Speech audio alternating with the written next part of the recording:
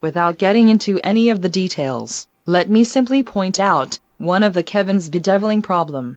His ground strokes tend to misfire with an alarming regularity for no apparent reason. A rather common affliction in the world of modern tennis. Curiously enough, these errors occur not when Kevin is in a difficult position or is pressed for time. But on the contrary, they would always crop up when he clearly has an ample opportunity to set up for his shot. And one would expect him to be in full control of that situation. For an amateur player, this is something to be expected, and would be nothing out of the ordinary.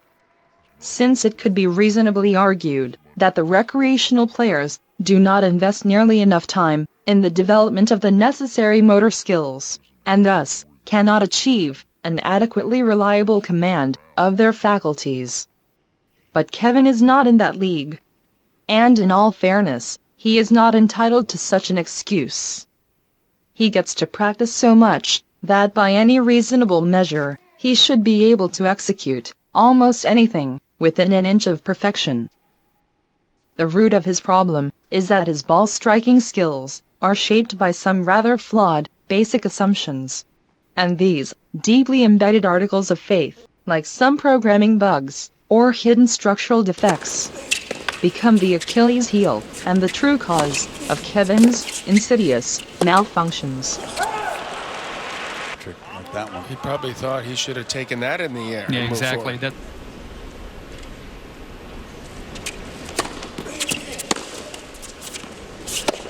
No, but goodness. That's a self-break. And you have to work so hard, and it takes an hour to get down a set.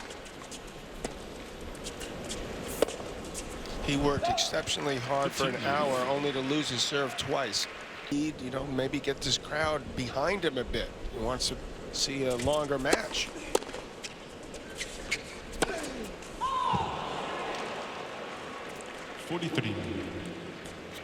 Big weapons, the serve and the forehand, both misfiring too frequently today.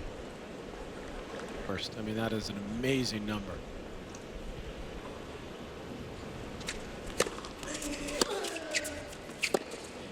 That's bad footwork there from Anderson.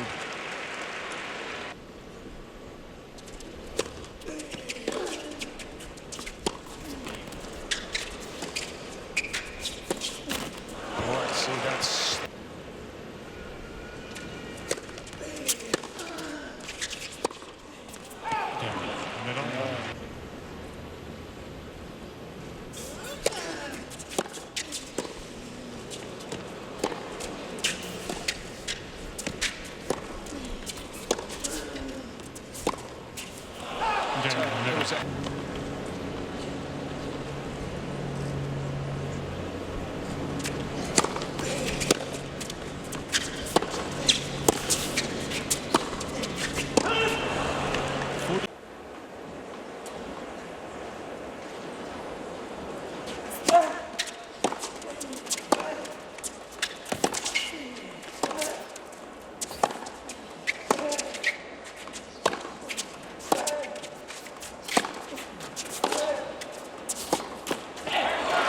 He said in his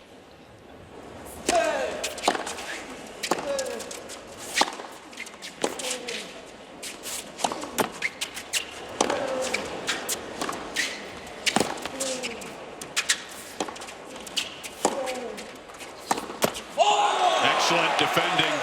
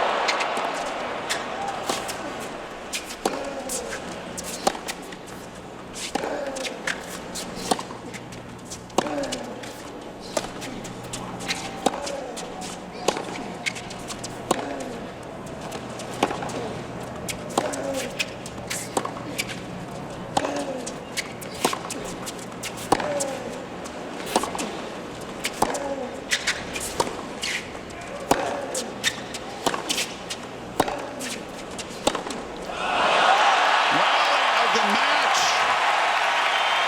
to begin the biggest game in Anderson's life.